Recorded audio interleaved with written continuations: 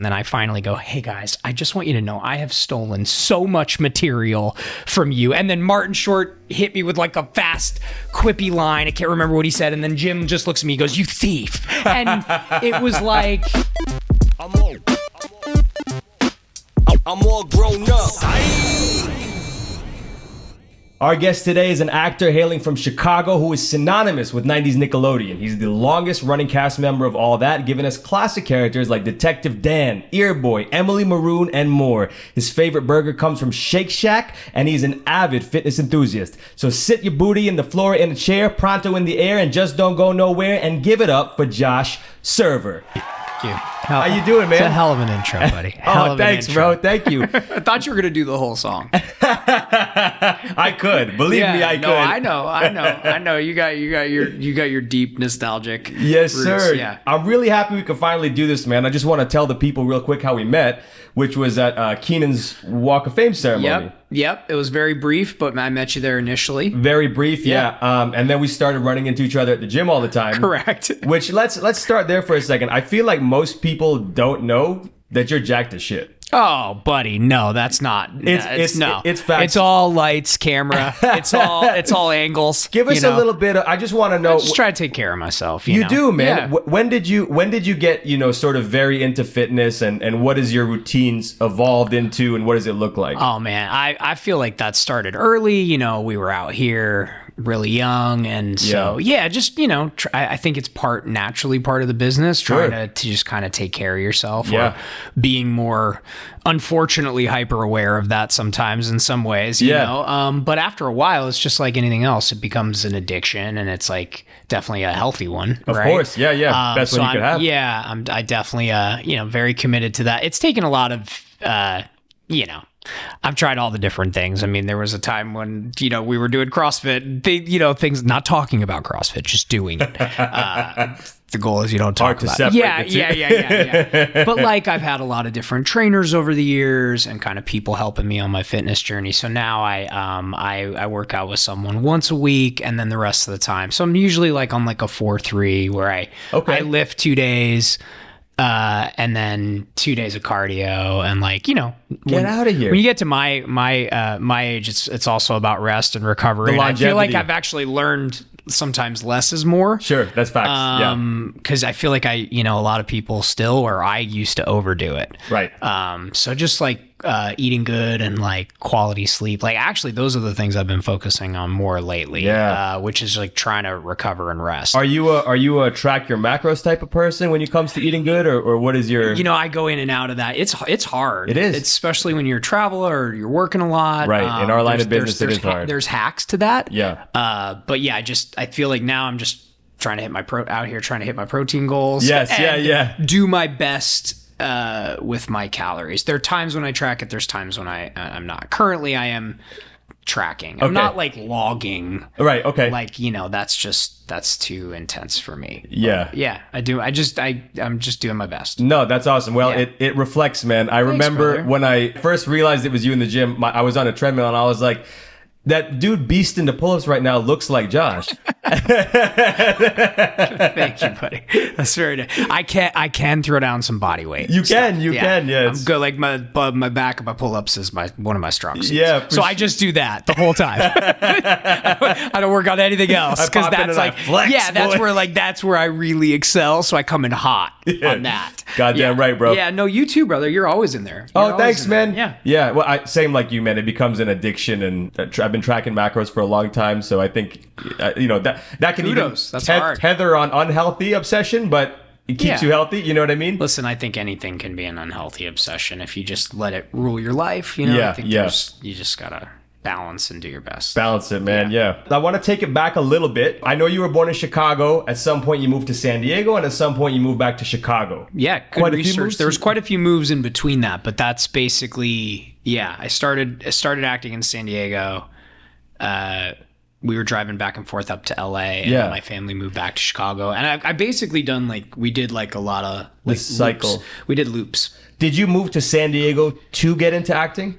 No, I was young at that point. I mean, I was just kind of, my family was moving, right? I think it was originally for my dad's job, and then my parents had split. But Gotcha. my mom had still wanted us to be by my dad. Like they were gypsies. Right. You know, Yeah. They were just moving us all over, which was, you know, not always easy as the kid. Yeah. You know, you never kind of felt tethered where you were like, you had that stability, but I did get good at like, you know, making friends and being social. And when you're always the new kid, it definitely had some good things and some really like, you know, drawbacks. Yeah, nice. Well, it sounds like you adapted to it well. Some people don't, you know? Thanks, so, man. Yeah. But yeah, that's where my family had just moved to San Diego. And at that point I was like doing plays and, you know, I had already gotten the bug. Yeah. But that's where really the origin of like it started professionally. So at what point did you book the scooter pilot for Nickelodeon? Were you in San Diego or you had moved back to Chicago? Actually, back in Chicago. Okay. Yeah, because we moved back to Chicago, a suburb of Chicago where my parents are both from, like North Shore of Chicago. Because even though I was born in the city, Is that Highland Park? yeah. And then same thing. We would have to drive downtown, just like San Diego to LA. We would have to drive. It's a lot less. It's a lot less of a drive, right? But you know, I'd have either my family or babysitters like drive me to my agency in Chicago. Wow, yeah. And then I would either do live auditions. Yeah. Chicago was like still kind of a small market at the time. It Sure. still is, right? Yeah, It's yeah, like yeah. a regional market for the business. Yep. But there were jobs there. And so we would do live auditions or they would like put me on tape. And the scooter pilot was the very first job that I ever did for Nickelodeon. And did you book a starring role in that? Yeah, I was You were Scooter. Wow. It was not a lot of people know about that pilot because it didn't end up becoming a show. Yeah. But it was fun. It was like it was a meta concept. So it was basically a kid who was playing a kid in outer space and he was on a TV show. Right. And the premise was I was the kid on a TV show and it was him balancing his life of being like a child star on and off the show. It was actually a really good pilot. Do you have tape of that? I do not. But if someone does, man, I would like to see it. It's got to be in the vault somewhere, right? It's in the Nickelodeon vault somewhere. Yeah. How old were you when you booked that? So all that was 13, 14. So I want to say pretty like a few years before that. I don't, I think I have some things on my Instagram where I could like date it. Okay, yeah. A couple people did find like screen grabs. Interesting. But I don't actually, I haven't seen the tape. My guess is 11, 12. I want to talk about your mindset at that time. Obviously, you were young. Clearly, you had your goals of acting. At that point, did you have any very particular ideas in your head about where you wanted to take this? So, for example, if you asked me that question around that age, I would tell you that I was going to be, my goal is to be the next Will Smith, Van Damme, Clint Eastwood, all roll into one, right? Yeah. So one, what were your particular goals? And then two, I imagine you were elated that you booked this pilot. And then how did you take the news that it was not going to go as a kid? Well, first of all, I don't know if I could say with 100% certainty what my goals were at that time. Yeah. I just knew, you know, what I was from a pretty young age. I kind of knew what I wanted to do when I grew up, which was pretty cool. You know, I got the bug when I was in school. I was dealing with some family stuff at the time. And like, it just was a great outlet for me. But, you know, the Nickelodeon pilot wasn't my first job. I was consistently working, doing industrial videos, commercials. Like I was booking work. So I was kind of on like a beginner's luck streak. Yeah. So I don't know if I had picture clear goals at the time of like where this was going, but I did know that I wanted to do this for forever. Right? Yes. Now, when you're a kid, I mean, I'm sure you want, maybe even you want to do it for the wrong reasons, right? You want to be noticed, you want to be important, you want to be famous, all those things, right? Like those aren't my motivations now. Right. I just want to be creative and work with my friends and do great work and stuff that like feeds my soul, right? Of course, but when you're a kid, you get caught up in that. But I mean, I wanted to be a movie star. Yeah. Right? Yeah. So which movie star at that time I mean, who was big at that time? I would For you, I would definitely guess Jim Carrey because he was that was a huge very clearly one of your inspirations. Yeah. I've said that before too. Like basically season 1 I was doing a bad Jim Carrey impression. Honestly, I wouldn't say it was bad. I wouldn't say it was bad at all. I hadn't really found my own comedy voice. Yeah. Like I just booked this comedy show and they're you were so young, man. Yeah, you're just kind of expected to know what to do. Yeah. I think I kind of leaned into a lot of imitation at that time because it was like that's who I, thought was funny and who was huge at the time. So comedy wise for sure. But as we started to get a little older, like Leo had that dream career at that time. Like he was like one of the it guys and that kid, he was that dude. Yeah. So, as I got into a little bit more teenage years, there were definitely like those types of movie stars, young movie stars where you're just like, okay, I want that career. Right. As opposed to knowing I want my own version of that. Right. Yes. So yeah, that was like the goal question. Right. Yeah, for sure, man. And what was the other part? I'm sorry. How did you as a kid take that news that the pilot wasn't going to series? Yeah. You already at a very young age, you're like dealing with the fact that it doesn't always go your way. Yeah. Right. You're already experiencing ups and downs. Yeah. Which is weird. Yeah. It's I wouldn't say you always handle it well at that age, but it does toughen you up in a way that's like, okay, this is the business. And you do kind of experience that at a pretty young age because you get close on parts that you want. Right. Some things that you're really, really up for that would be like game-changing, life-changing stuff, and it goes a different direction. Yeah. And then like that was a show that I had already like booked. It was supposed to be my show. It was like essentially a huge big break. Yeah. And then, it was a pilot, didn't go. And then you're back on it.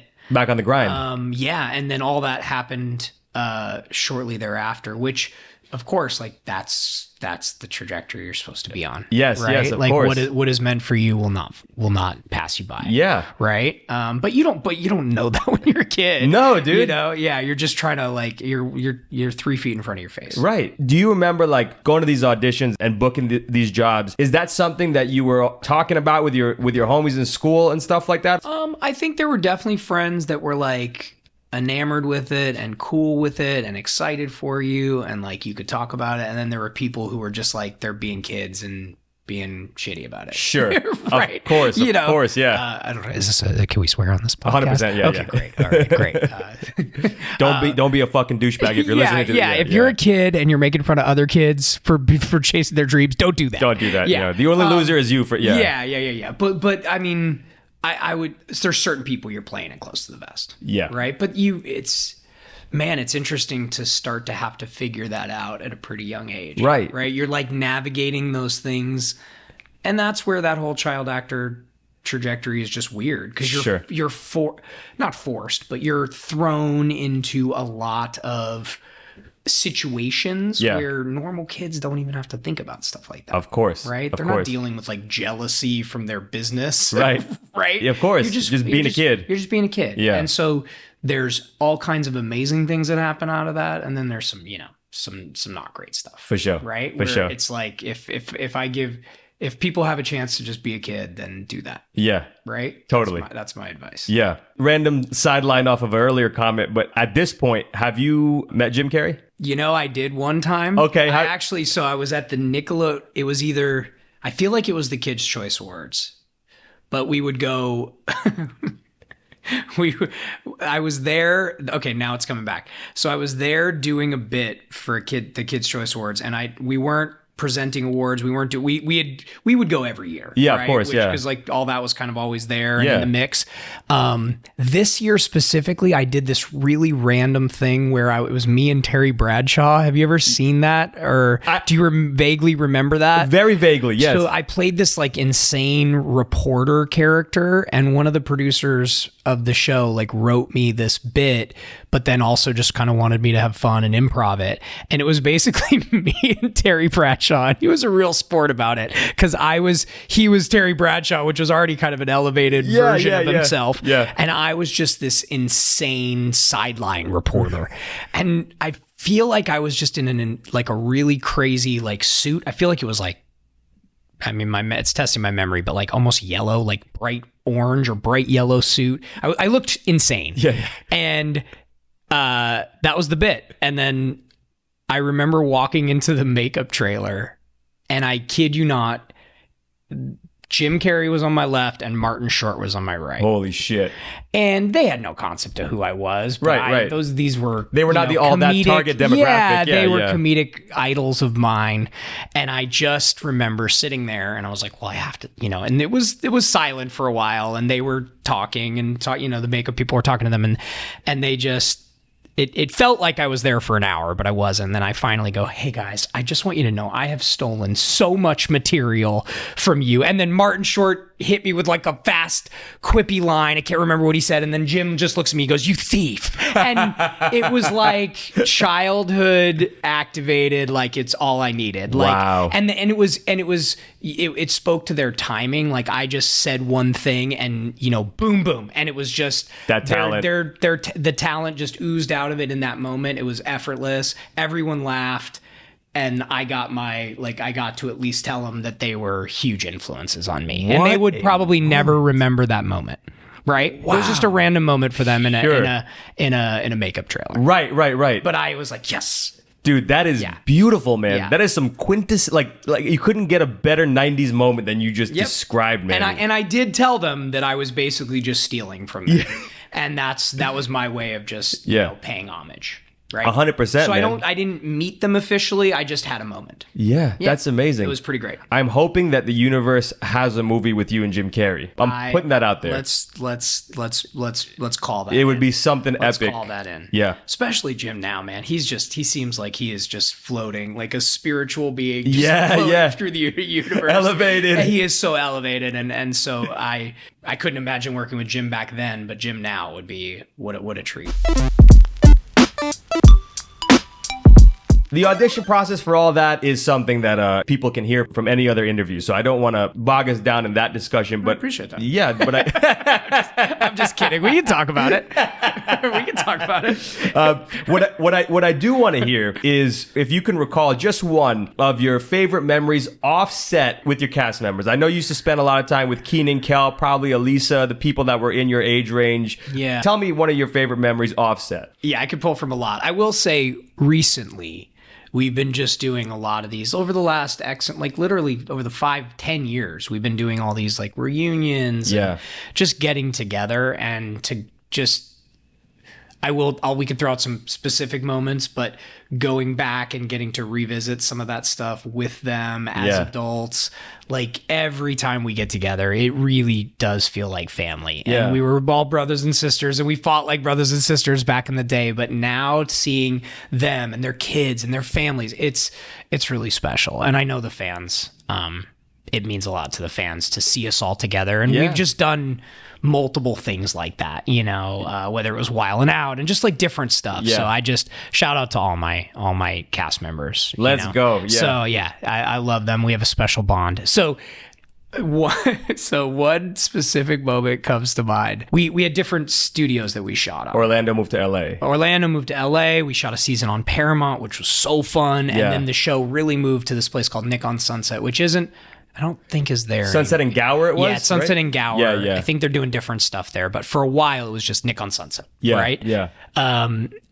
And literally you could just walk out of our gates. We had our cars, but we could just walk out to restaurants and things like that. And I cannot remember how and why this happened, but Keenan and Kel and I and other people we would always go get lunch because we were all homies and just enjoyed each other's company. Yeah. They got in this thing where they're like, you guys can't leave, because we would fuck around and leave for too long. You were teenagers. Yeah, we were just pushing the boundaries. Of course, let's just say. Yeah. So they were always just like reeling us in and trying to get us to not to focus because we were very professional. Once we started shooting, we were locked in. Yeah. Right. Yeah. Those watching Keenan and Kel or any of those kids on a set, once we started doing comedy, locked in. I bet. But in the interim, we were in trouble, right? The interstitials.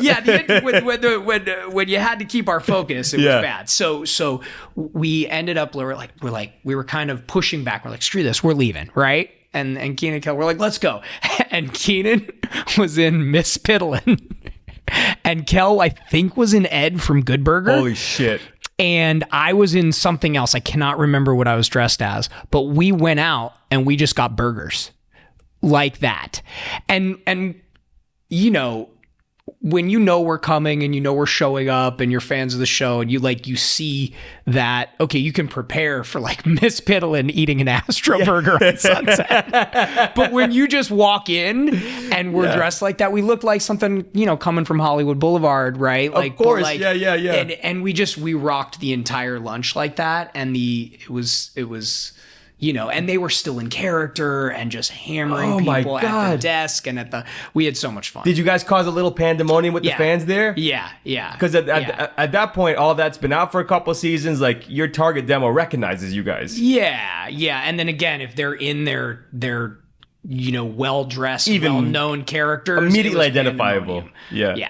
I mean, I've gone to Disneyland with those guys and just shut it down like at their heyday of Keenan and Kel, and the whole thing shuts down. Right. So I have so many memories like that. But awesome. I do specifically remember going to lunch with those guys in like Keenan was in full Miss Piddlin. And that's so he epic, was just bro. Like, I feel like he had a convertible too, which he maybe didn't have. I don't know why. Maybe we were in Kel's car, but we were just mobbing the streets of Sunset in full garb, full costume, in full garb. That's fire, man. Wow. Yeah, it was fun. So you do the 6 seasons of all that.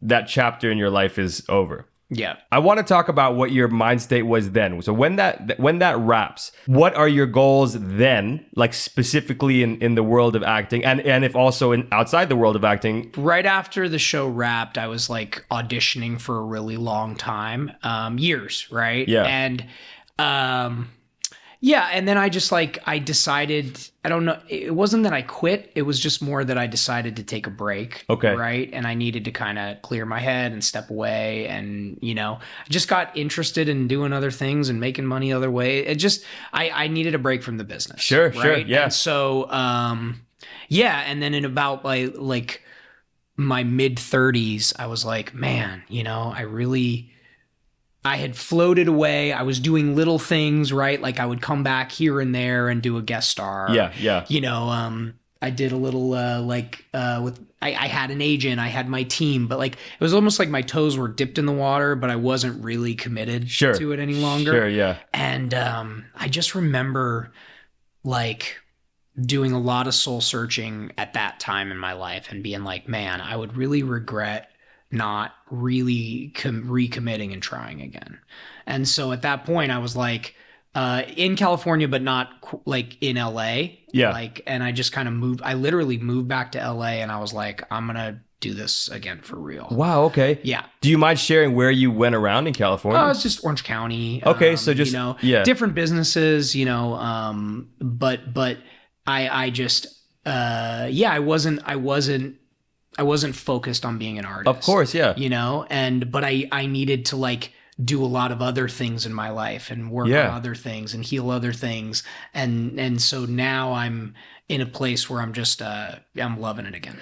Do you mind sharing some of the other hustles that you were part of? I'm going to guess that one is real estate. Real estate, sales. Yeah. Like I still do a lot of different things to, you know, a lot of different businesses to, not only focus on one thing. I don't want to be one dimensional, but I also got to the point where it's like, I am an actor. Yeah. I want to call myself an actor. That's where my heart energy goes. Yeah. Does that make sense? It does, man. Like everything else just fuels that. Yeah. And I'm lucky because I'm, you know, after a long time of grinding, I'm working again. Yeah. Which I'm really grateful for. Up until that point, you decided to purposefully take a little break. Yeah. Were there any big sort of roles that you went for that didn't work out, or the reverse, anything that you got but you weren't really feeling it? Yeah, there's quite a few of those jobs that like went to other people and they were supposed to be their jobs. Of course, yeah. But those are like when you're that age and you like they hurt, man. You want that job or you think it, you know, you kind of like to your thing, like you have goals, right? And you're like, you're so certain that's what it's supposed to be. Yeah. But life has a way, the universe has a way of like, you know, teaching you that that's not your path. No. You're supposed to be on a different path. Sure. And learning that you're like exactly where you were supposed to be is a really hard thing for actors or just in general. Yeah. Right. Yeah. So yeah, I mean, like, all the American Pie movies. Yeah. Those types of ones, got really close on all those. Oh my God. I could actually see, I could see you, man. Yeah. I told this story pretty recently, and someone was like, what? So there was I remember my agent at that time, right after all that had kind of ended, I'm auditioning for super big stuff. I will also say, like, probably my mindset wasn't great back then, right? Okay, yeah. Like, I don't felt like I maybe deserved it, but like, I definitely felt like I could be working. Now looking back, it's like I could have worked harder. I could have stayed with it, right? Okay, yeah. As opposed to just, because like when you come off a show, you're like, you were starring on the show. yeah, I don't know if there was like an expectation that it was just going to effortlessly go to the next thing. Sure, right? sure, But yeah. it just didn't end up happening that way, which is fine. Yeah. Henry Winkler. That was his trajectory. Right, yeah. right. But there's a lot of growth and lessons in that for me, right? But I remember I was reading for really cool stuff, and so my agent calls me, and he goes, I remember it vividly because I was supposed to go on a ski trip with my dad, and we were taking Keenan. So it was me, my dad, who he knows my family really well. Amazing. And Keenan, we were going skiing, right? And I was like, oh man, guys, we have to like push the trip. We ended up going, but I have to push. And he goes, because I bypassed a lot of the audition process because I was able to like jump some steps, and I just went right to like this network test. And my agent was like, at the time, was like, it's some music show. It's just some music show. And I remember there was nothing written. They wanted us to host. They wanted us to improv and just tell jokes and like be able to hold the show. Yeah. And there were like 10 of us. And the person that ended up getting it was one of the people that was where I auditioned with, and someone that wasn't there.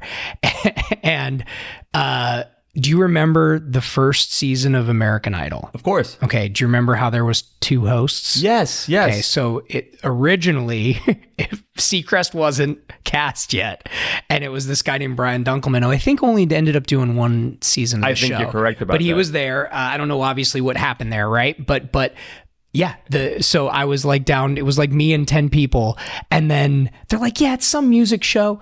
And when you go under contract for these network shows, they put you see the contracts, you see the money. Yeah. And the money was crazy. We're like, even at that time. Oh yeah. I mean, even at that time, it was good. Yeah. It was really good. And we're like, what is this? 6 months later, American Idol is the biggest thing, bro. And so that was like maybe my Seacrest moment, right? And Ryan Seacrest was like a LA local DJ at the time. Not a lot of people knew him. Correct, He was at Star 98.7, I think, if I'm fact check me. Fact check hey guys out there, can you fact check me, please? But that's just a story that comes to mind. So it was like part of the original Ted that was going to be one of the 2 hosts of American Idol. That's fucking insane, bro. And then and then as a kid, to remember your last thing, it's like, well, what's your mindset when you don't get a job? Not only do you not get the job, it plays out, right? And you're like, oh, right? And Seacrest is a billionaire. Yeah, respectfully. Uh-huh. So to watch that be like go a different direction. Yeah. There's a lot of stuff in your mind that you have to reconcile. Yeah. Right. Those near misses in Hollywood. Yeah, man. But I mean, again, wasn't my path, but that is crazy. I read for the original host of American Idol. That is wild. Yep. Damn. Yep. I feel you, man. And it was the biggest thing since sliced bread. First season, just absolute crush. A phenomenon, international phenomenon. It turned into an international phenomenon, and then the host, and then he ended up being the host long term. Right, of course, yeah. Yeah. Wow, Yeah. man. Yeah. Pretty wild, right? That is, man. Was that a good one? That was a great one. I want to take it back to you as an 80s kid and a 90s teen for a second here. I know you love Saturday morning cartoons. Thundercats is one of your favorites, but I want to talk about...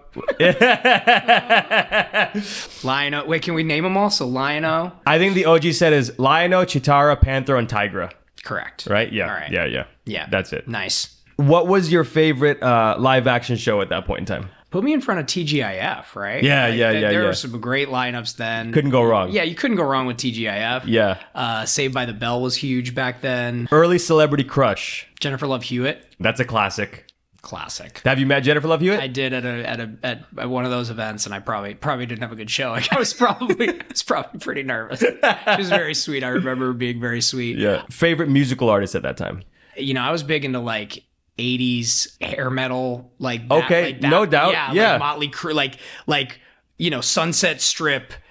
Yeah. You know, that kind of. Did you have those posters in your wall and shit? Oh yeah. Okay. Yeah, like even before when family lived in Arizona, before we moved to San Diego, I was into all that. Yeah. It was interesting because like we moved so much that it would like, you know, different areas were into different things. Sure. Right. Yeah. So like we moved to San Diego and it was all like these surf kids. And so like, not that I didn't have my own thing. It was just like I always kind of found myself, you know, not like maybe people pleasing, but like kind of adjusting to what the local natural, flavor man. was, right? Like as a kid, you're trying to fit in. Yeah, it's easy to get sucked up. Specifically, if you're talking 80s, I remember being into like those types, like basically, you know, hairband, metal. That's dope, man. Yeah. And what about as a teen? And then when we got into the All That years, I mean, that was really when hip hop and R&B took off. Yeah, it was really. I don't say it. Yeah, it was starting to be way more mainstream. Way more. And then I've said this before on interviews, but like it's almost lost on you as a kid. Like we had some amazing people on our show. Anybody who was anybody in music passed through all that. Yeah, and it wasn't. I mean, shout out to like those guys, like Brian Robbins and the people that brought the musical guests in, who had those relationships. Like, some of those people had no business being on our show or performing the songs that they performed. Right. I just remember, but it was such a cultural phenomenon at that time where it was like our show was hitting its stride at the same time that music was hitting its stride. Yeah. And we just got like, whether I came in as a huge fan or not, you had a front row seat. Yeah. Right? Yeah. And just through attrition over the years, like I just became a huge fan. Oh yeah. Right? And I again, you had a front row seat to like hip hop and R&B every week. We had like more again, mainstream artists, and then we had like not underground, but like people that were a little bit more obscure that not a lot of the kids knew. Yes, correct. Like I remember third season we had Tribe Called Quest on. What is happening? And I was a huge Tribe fan. Yeah. At that time, so it was like it was both. It was pop, hip hop, and R&B all in a cauldron. Yeah. Every week. Yep. And we got to run on stage and be like, "Hey, thank you guys for coming." Oftentimes you would do a little sketch with them too. Oh yeah. And then some of them really loved doing it. Some of them really leaned in. Some of them just phoned it in. We're chilling, and they were chilling. It was wild. Yeah. It was wild. What was your favorite snack? Gushers. Oh, for sure. Okay. Well, thankfully for us, Gushers are still around. Okay, yeah. Yes. Gushers. I mean, I feel like those like really bad pizza rolls. You know, like the one. Those. Okay. What is yours? From the 90s, because I'm 89 baby. So from the 90s, my favorite snacks would probably be Dunkaroos. Ooh. Remember Dunkaroos? Nice. Yeah. Nice. Which have recently made a resurgence. Have they? Have they? Yeah, okay. they have. They have. Oh, boy, have they. All right. You got your Sunny D, literally your Sunny D hoodie on. Thank you, Sunny D. Yeah, they sent this to me. Dunkaroos have sent me a bunch of swag, including lots and lots of Dunkaroos. These are discontinued, but Butterfinger BBs. Ooh. You remember those? Yeah, that's a deep cut. Used cut. to have Bart Simpson on the commercials. Yeah. Butterfinger, yeah. Yep. That's a deep cut. I want to talk a little bit about right now. You're on The Neighborhood on Paramount Plus. Yeah. I saw you posting about that. Thank you. Yeah, that came out, yesterday? Yes. Yeah. Is that going to be a recurring role?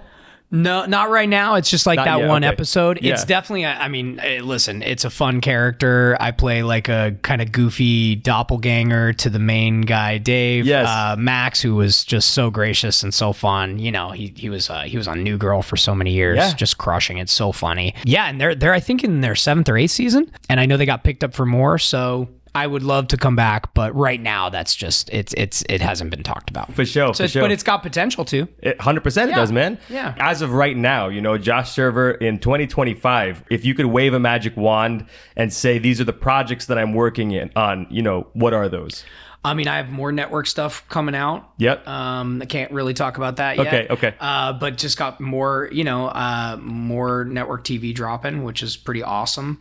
Not a lot of people know me for like more dramatic work. So I love when people get to see that like a little bit of a different side. This was just, network, multicam comedy, which was so fun to do an episode of The Neighborhood. Yeah. Again, especially with people that I look up to from a comedy standpoint. Of right? course, and the man. all the cast and crew were just amazing. It was just a really warm, fun set. So happy to do that. And then, right now, just looking to get on, I would love to just do some more like high level, high concept streaming shows. The stuff that I like to stream. Yeah. Right? Which is like what? I know this is an older one, like shows like Ozark. Bruh, now you're talking. Yeah, Barry. Yes, shows. If it is comedy, I tend to lean into like a little bit more of a darker comedy. Yeah. Barry's a great example of that. Yeah, Barry's a great example of that. Ted Lasso, a little lighter, but also comedic. Single camera. A dramedy. Dramedy. Thank you.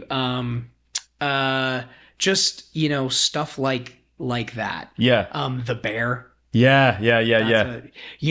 Those are the type. Now these are hard shows to get on, of course. But right now, thankfully, it seems to be getting busy, and so I'm auditioning and up for some really cool stuff. And so but those are the things that I resonate to. You and I have this in common, being big fans of Boardwalk Empire and Peaky Blinders. Peaky's another one. Would you do a gangster role like that? As soon as that dropped, I shot that to my manager. I was like, anything in the Peaky Blinders world. Yeah. That's a big one. Me and my gal love that one. Okay, dope.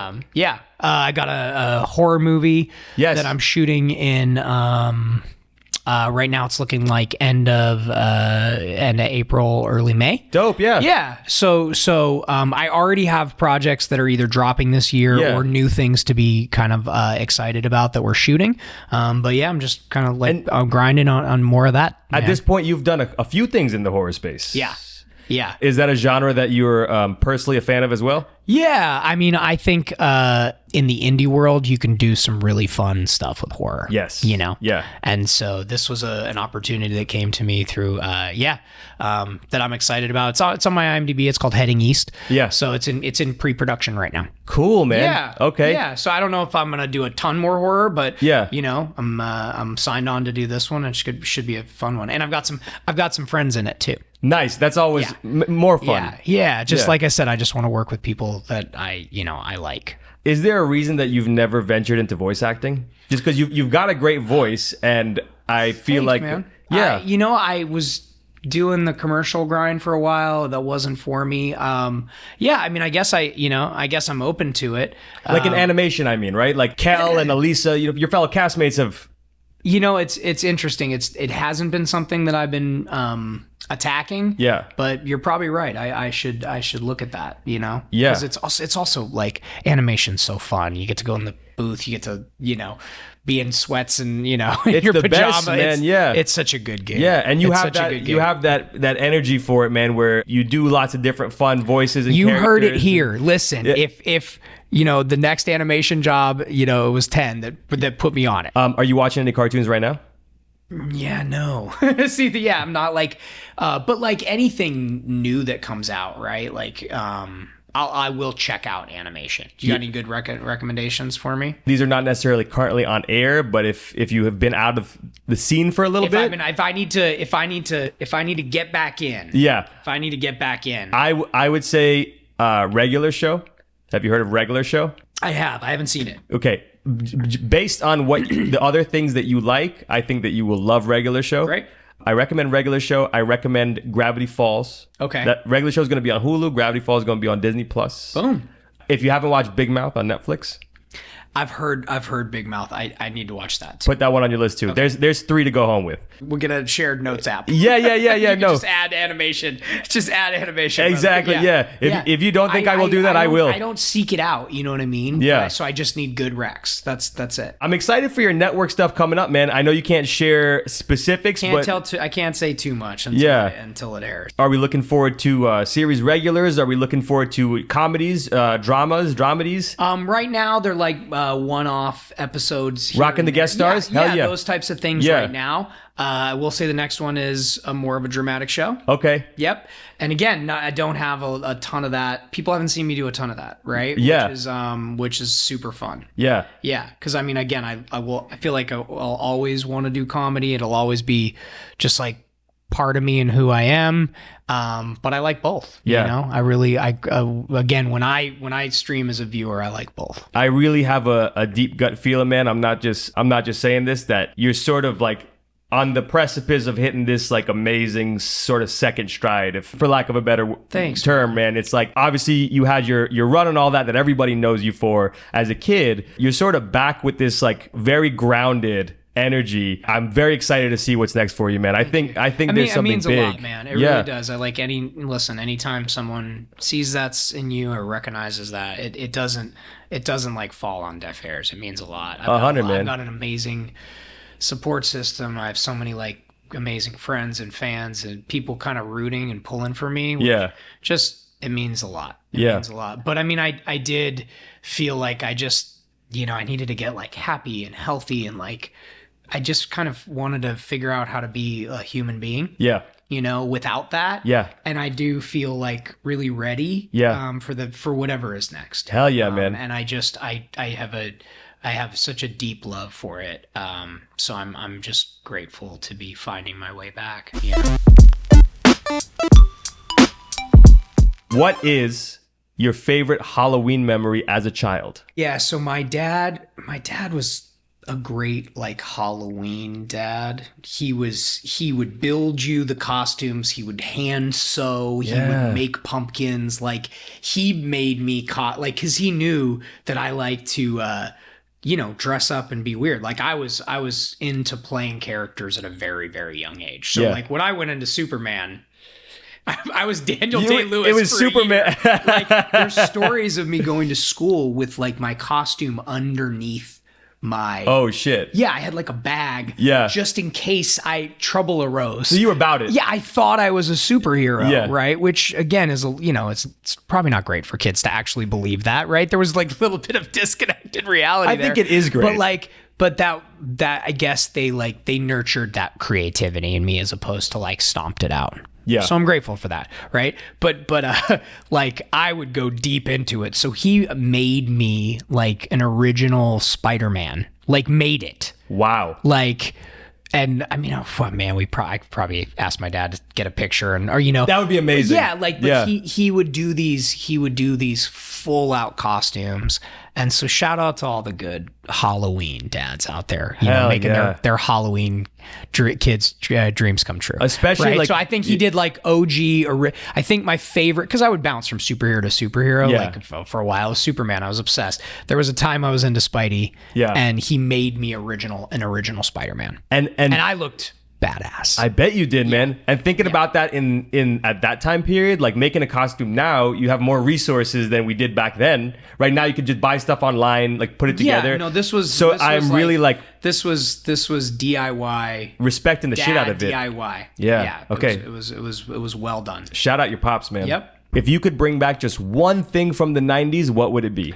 It's not about bringing something back from the 90s. I feel like it's about removing things that we have now.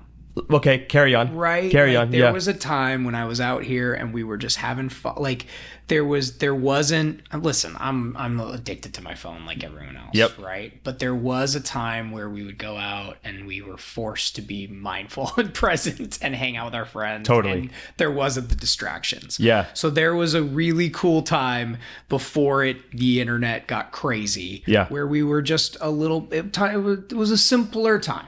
Let's just call it that way. We didn't have any Ubers. We had to like figure it out. Right. Right. We would go out and hang out in Sunset Strip and have to get home. There was a magic in that. There was trouble in it, but there was also magic in it. Yes. It made for stories. There was a simplistic time in the 90s and I think everybody, I mean, I see that like online where people are like, oh, times, where I used to just sit and watch Nick and Snick, and like there was a simpler.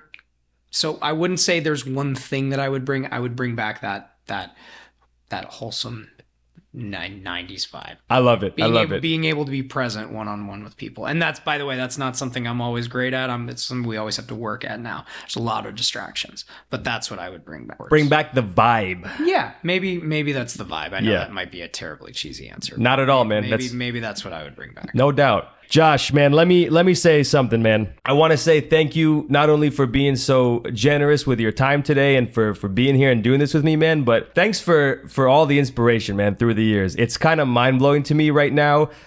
The 5-year-old kid watching Detective Dan and running around the house imitating that, to have you sitting in my home right now. I'm creating a core memory right now. It's something that I couldn't have dreamed of. Just reach across the table. I felt like, let's not make it weird, but let's just okay, it's great. Real. Okay, it's real. It's real. No, I'm kidding, but like, I don't mean to mess up your core memory. No, not at all, man. That made it better, man. Good. And so, it's really fucking cool to be able to say like, oh, Josh Scherver's my boy. You know what I mean? Yeah. Someone that I've always looked up to. I appreciate you being here, man. So thank you so much. Of course. I mean, I think that's like part of the fun thing about being out here, right? You just like randomly meet, and then you're like, oh wait, you're like at the gym. Yeah. We chatted a couple times. We talked about doing this. We had to find the right time, but like, I think that's part of what's cool about living on the coast in either New York or LA. It's like sometimes you just come out here and you're brave enough to like follow your dreams and move, right? And then it's just, you realize we're all just out here doing our thing and trying to make it happen, right? But again, I love all the fans. I love what it meant to everyone. And so, the nostalgia stuff of the last X amount of years, it's like, it's my pleasure, brother. It's my pleasure. And ladies and gentlemen, until next time, I'm all grown up. SYKE. Hey. I'm all grown up.